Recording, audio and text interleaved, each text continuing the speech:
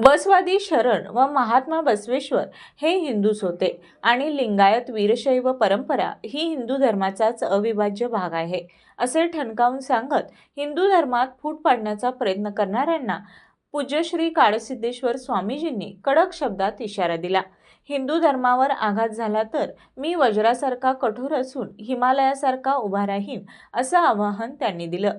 सिद्धगिरी मठ कणेरी येथील मठाधिपती पूज्य श्री काळसिद्धेश्वर स्वामीजी बबलेश्वर विजयपूर येथे आयोजित विराट बसवादी शरण हिंदू संमेलनात बोलत होते। यावेळी त्यांनी बसवेश्वरांबाबत पसरवण्यात येणाऱ्या चुकीच्या समजुतींना तीव्र विरोध केला।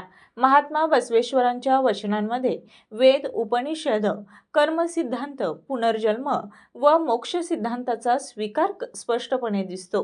काही निवडक वचनांचा विपर्यास करून त्यांना मंदिर, मूर्तिपूजा व हिंदू धर्मविरोधी ठरवण्याचा प्रयत्न केला जात असल्याचा आरोपही स्वामीजींनी यावेळी केला। हिंदू धर्मात कालानुरूप आलेल्या अनिष्ट रूढी दूर करून शुद्धीकरणाचं कार्य महात्मा बसवेश्वरांनी केलं।